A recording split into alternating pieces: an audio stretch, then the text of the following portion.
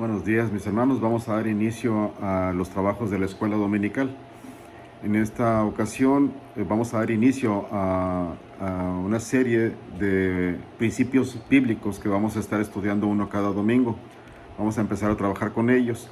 Pero ¿qué es un principio bíblico? Una verdad fundamental. Pues, ¿de dónde provienen los principios? De estos principios, pues, también vienen de la palabra de Dios, la Biblia. Para nosotros, como bautistas, los principios bíblicos juegan un papel muy importante. Podemos diferir en muchos asuntos, podemos discutir muchas otras cosas, podemos no estar de acuerdo en otras cosas, pero no en los principios bíblicos. ¿Por qué?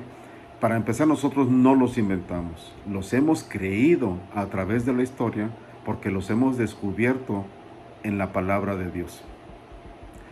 En particular, hoy vamos a tratar el principio cristológico o señorío de Cristo. Hoy estaremos trabajando con este principio. En este principio se rige y se fundamenta la fe cristiana. Todos los demás principios que se van a estar estudiando giran en torno a este principio. El señorío de Cristo es una de las verdades más claras en toda la Biblia. Dice así la palabra de Dios: para vosotros, pues, los que creéis, Él es precioso, pero para los que no creen, la piedra que los edificadores desecharon ha venido a ser la cabeza del ángulo. Primera de Pedro 2:7. Decimos ahora entonces que Cristo es la base de la fe cristiana. Y a través de la Biblia encontramos también que el dominio eterno y universal de nuestro Señor Jesucristo se detalla claramente a través de toda la Biblia. En el Antiguo Testamento, por ejemplo, encontramos en Isaías 9, versículos 6 y 7, la palabra de Dios dice: porque un niño nos es nacido, hijo nos es dado, el principado sobre su hombro, y se llamará su nombre Admirable, Consejero, Dios fuerte, Padre eterno, Príncipe de paz.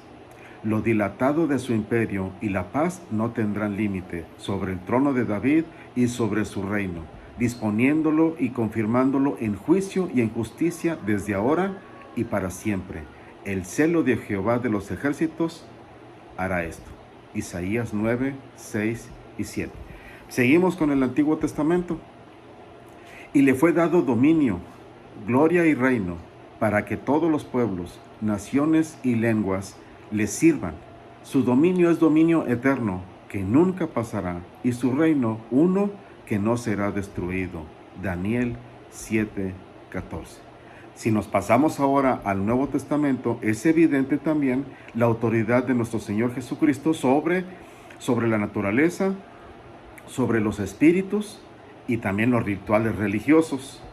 Dice la palabra de Dios: y los hombres se maravillaron, diciendo: ¿qué hombre es este que aún los vientos y el mar le obedecen? Una sola orden faltaba de nuestro Señor Jesucristo. Era suficiente para parar por completo una tempestad y que el mar volviera en calma. Mateo 8:27. Y todos se asombraban o se asombraron de tal manera que discutían entre sí diciendo: ¿qué es esto? ¿Qué nueva doctrina es esta que con autoridad manda aún a los espíritus inmundos y le obedecen? Marcos 1:27. Pudo haber sido un solo demonio, un solo espíritu, pudo haber sido una legión, una sola orden era suficiente para que le obedecieran. Pero también dice más adelante, en Lucas 6:5, y les decía: el Hijo del Hombre es Señor aún del día de reposo. ¿Y sabes por qué respondió así nuestro Señor Jesucristo? Porque alguien que se cree que sabe mucho, pero que con mucho conocimiento no entiende realmente cuál es la voluntad de nuestro Señor Jesucristo. Y queriéndolo cuestionar, en lugar de llegar con una mejor actitud, viene a tratar de imponer su manera de pensar, y lo único que recibe es una respuesta precisa de parte de nuestro Señor Jesucristo, diciéndole: aún el Hijo del Hombre es Señor del día de reposo. El Hijo del Hombre es Señor aún del día de reposo. Lucas 6:5. Cuidado con la religiosidad.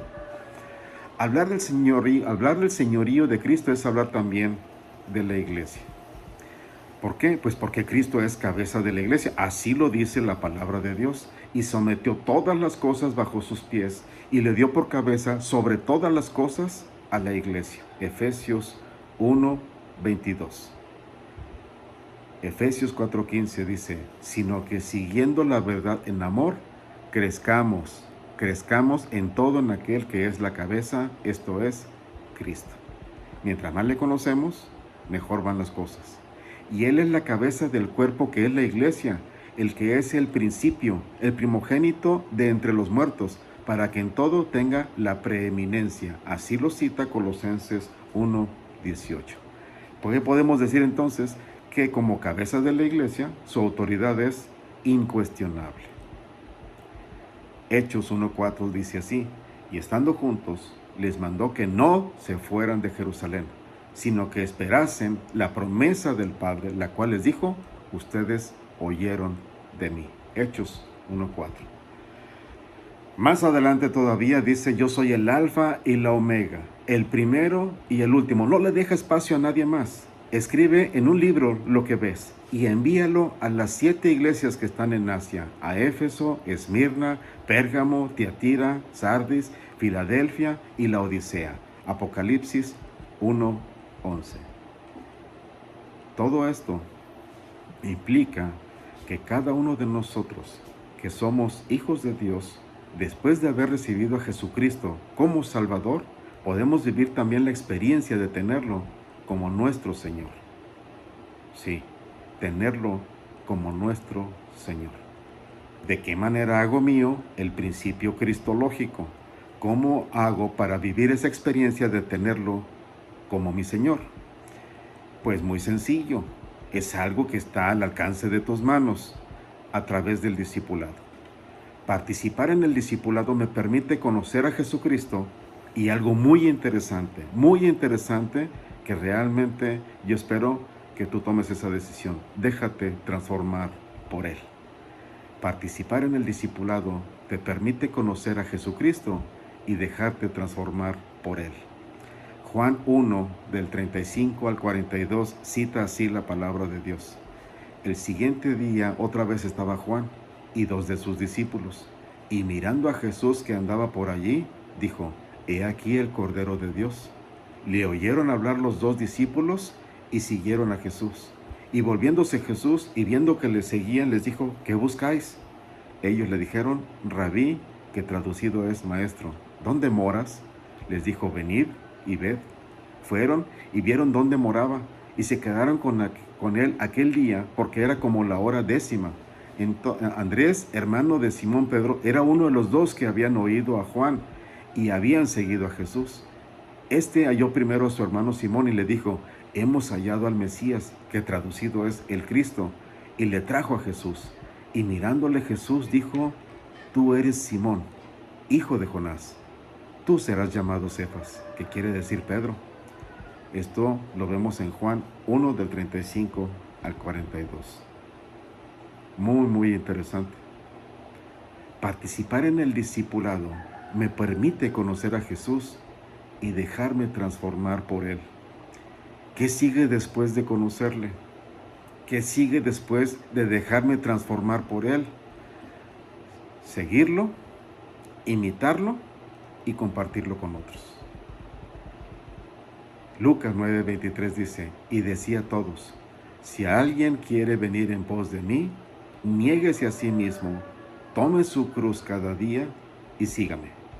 Es decir, dejo mi pasada manera de vivir y sigo los pasos de mi Señor. Eso es el discipulado, eso te enseña el discipulado, pero hay algo que no te enseña el discipulado y es algo que sí debes de tomar muy en cuenta. ¿Qué no es el discipulado? No es solo acumular información o una experiencia emocional, tampoco es eso, sino es un proceso de transformación a la imagen de nuestro Señor Jesucristo. ¿Qué sigue después de esa transformación? La iglesia. O más bien, durante ese tiempo de transformación, eso se da en la iglesia. Nuestra fe está puesta completamente en nuestro Señor Jesucristo. Todo el trabajo que realizamos es por nuestro Señor Jesucristo. No nos ponemos de acuerdo para ver qué quiere la mayoría, sino vemos qué es lo que el Señor quiere y nos unimos a Él. Toda la iglesia bautista está gobernada por Jesús.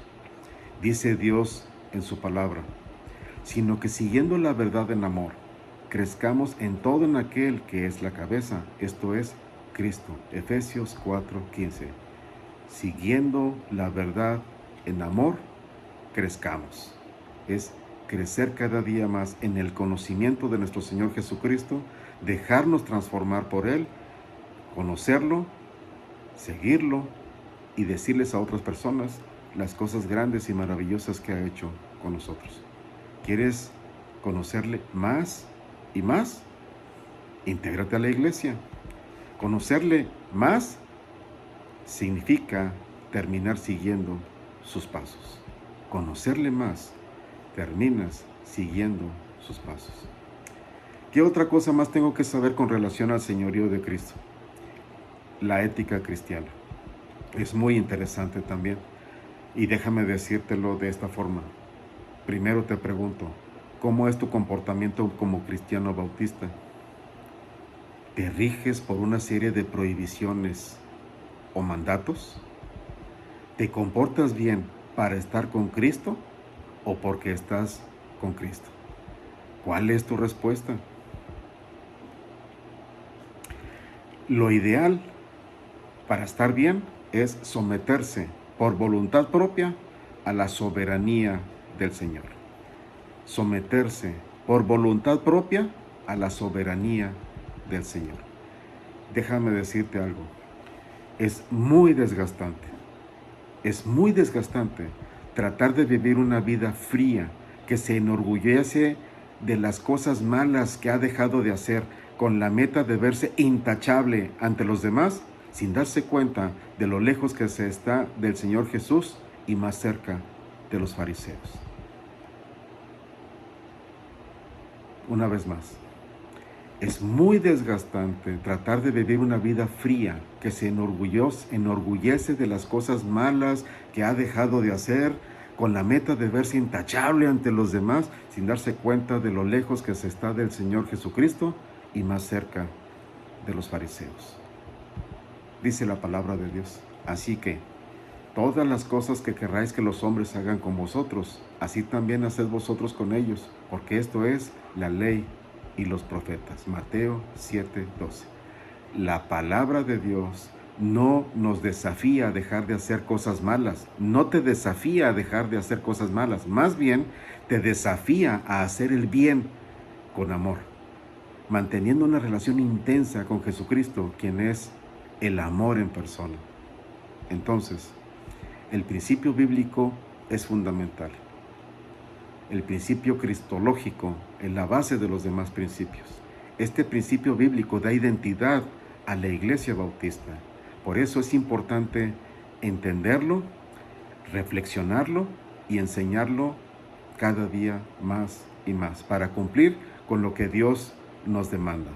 Como dice su palabra, para que si tardo sepas cómo debes conducirte en la casa de Dios, que es la iglesia del Dios viviente, columna y baluarte de la verdad. Primera de Timoteo 3:15. ¿Algo más? Refiriéndome a la economía cristiana y refiriéndome también a la ecología cristiana. La economía cristiana. El cristiano bautista no es dueño de nada, pero tenemos una grande bendición de poder administrar mejor todas las cosas que el Señor tiene en nuestras manos o ha puesto en nuestras manos. Primera de Pedro 4:10 dice, cada uno, según el don que ha recibido, ministrelo a otros como buenos administradores de la multiforme gracia de Dios. Todo lo que está en nuestras manos es una gran oportunidad de servirle a Dios y mostrarle que administramos todo lo que está en nuestras manos para agradar a Dios y poder ser también instrumentos en sus manos, de tal manera que el reino de los cielos siga avanzando. La ecología cristiana. El cristiano bautista entiende su relación con la creación, en tanto que reconoce a Jesús como su Rey, como creador de todo y todo cuanto existe. Hermanos, Dios nos bendiga, nos permita seguir conociéndole cada día más, y que nosotros estemos dispuestos realmente a dejarnos transformar por nuestro Señor Jesucristo. La obra que Él ha empezado en nosotros la perfeccionará hasta el final. Dios les bendiga.